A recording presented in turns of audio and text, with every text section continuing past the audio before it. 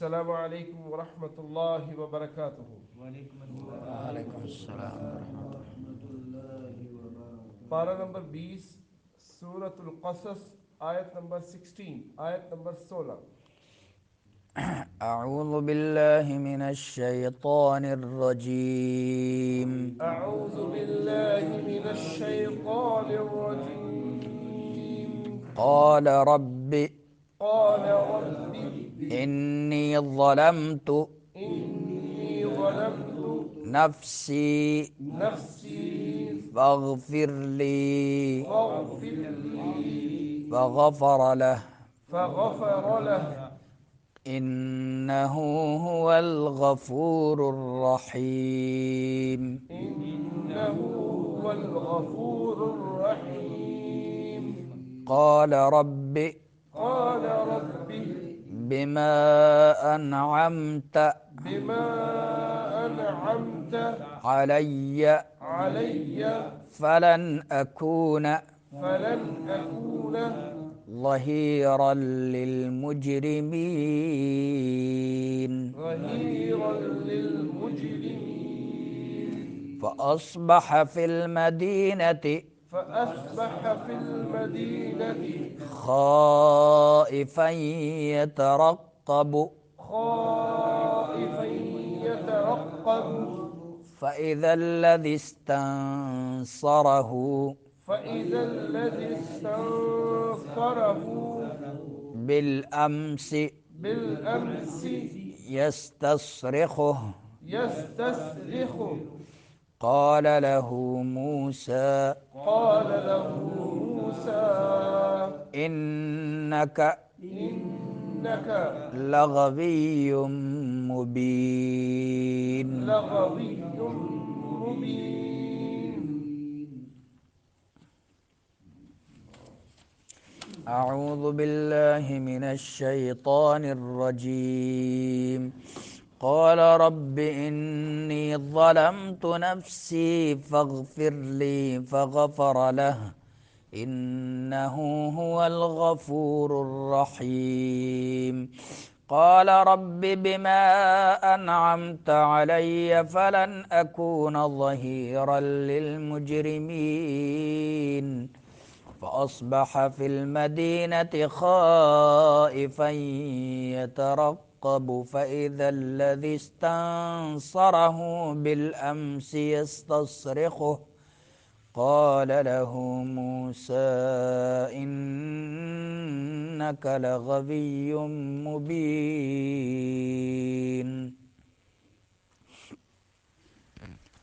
قال تو موسیٰ علیہ السلام نے کہا رب اے میرے رب انی بے شک میں نے ظلم کیا ظلم کیا ہے نفسی اپنے نفس پر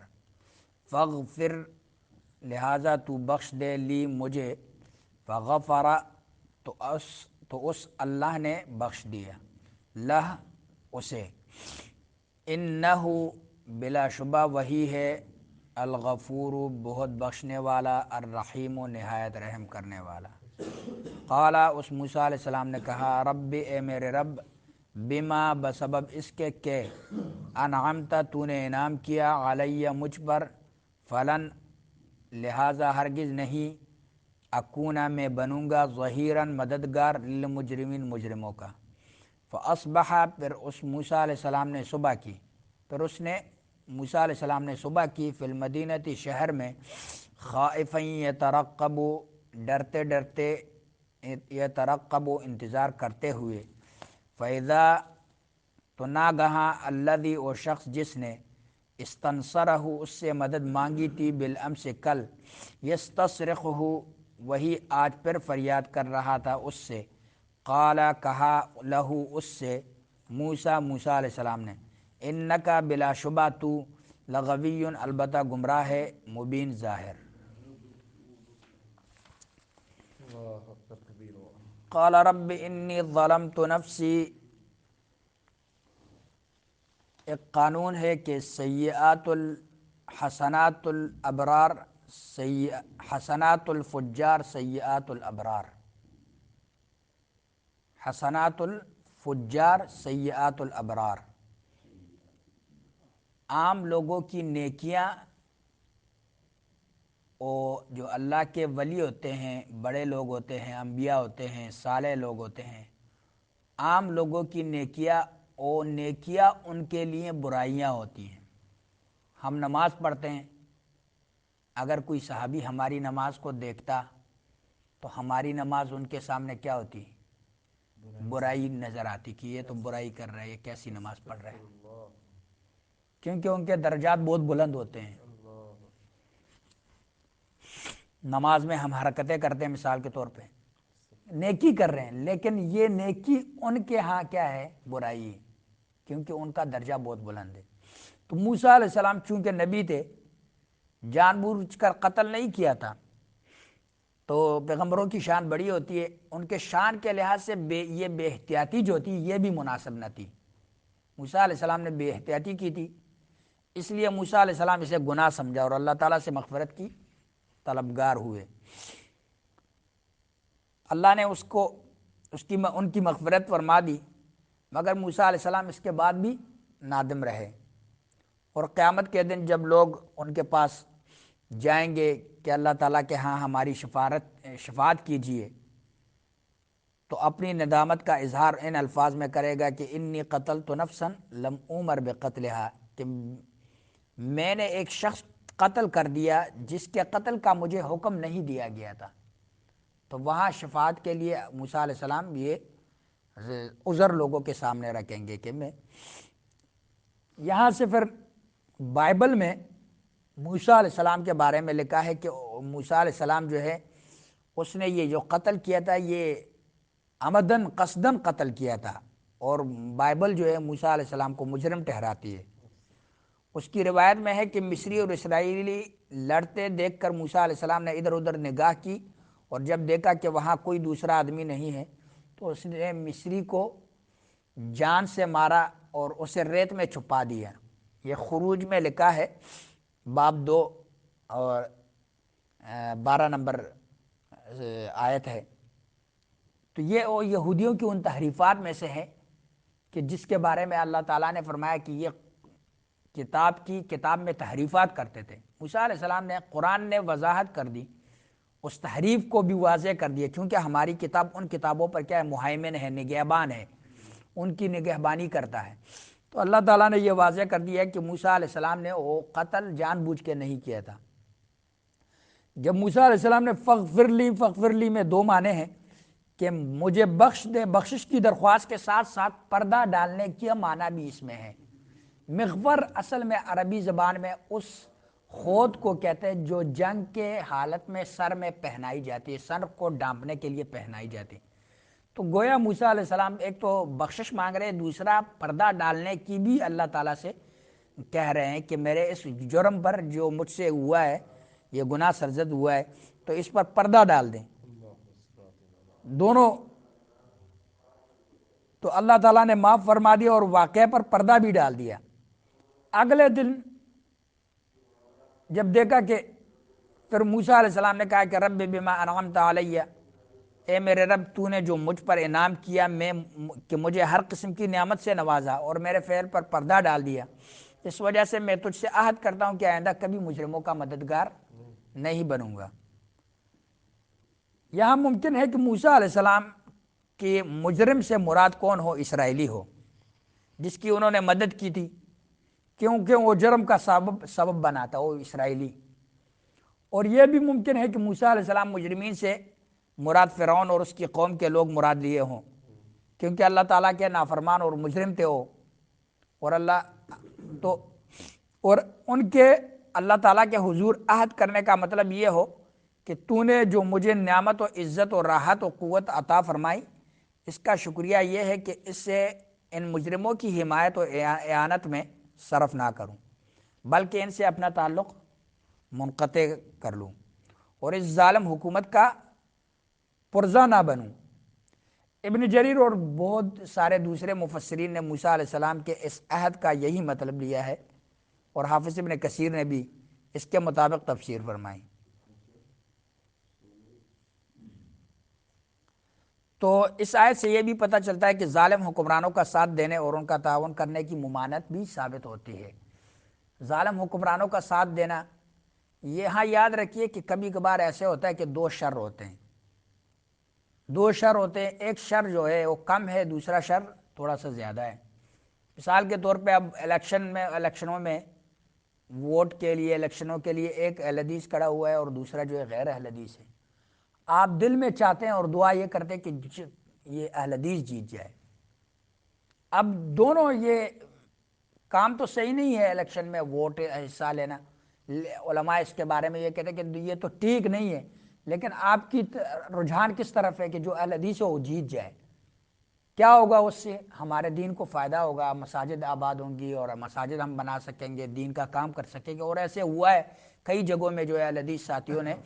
ان کی وجہ سے جو حکومت میں تھے اور انہوں نے مسجدیں جو ہے جو بند تالے لگے ہوئے تھے انہوں نے مسجدیں کھول دی، اگر وہ حکومت میں نہ ہوتا تو شاید وہ مسجدیں بند پڑی ہوتی۔ تو ارتکاب احد الامرین، دو شر ہیں، ان میں سے چھوٹے شر کو اختیار کرنا، چھوٹے شر کو، جیسے یوسف علیہ السلام کے قتل کے بارے میں آتا ہے تو بعض نے کہا کہ اسے قتل کر دو، بعض نے کہا کہ کنویں میں ڈال دو، تو کنویں میں ڈالنا یہ بھی شر تھا اور قتل کرنا بھی شر تھا، لیکن قتل سے کنویں میں ڈالنا وہ شر کمتر تھا۔ تو کمتر شر کو اختیار کرنا اور بڑے شر سے بچنا یہ بھی شریعت کا ایک قانون ہے۔ دو ہی آپشن ہو۔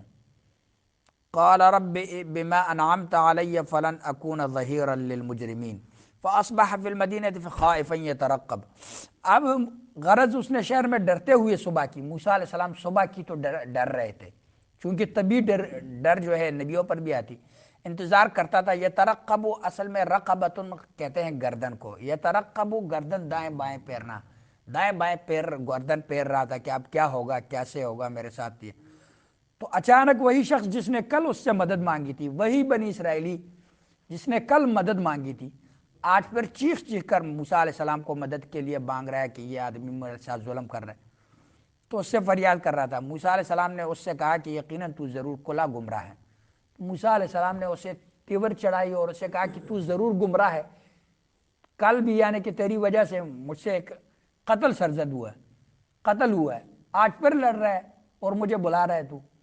جب تیور چڑھائی تو وہ ڈر گیا، تو اس نے ایک دم کہا کہ اتريد ان تقتلنی کما قتلت نفسا بالامس، کیا تو جیسے تو نے کل ایک جان کو قتل کیا اسی طرح مجھے بھی قتل کرنا چاہتا ہے؟ یہ بات جو قبطی کے ساتھ بنی اسرائیلی لڑ رہا تھا اس نے یہ بات سن لی، بس یہ لڑائی چھوڑ کے جلدی سے فرعون کے پاس گیا،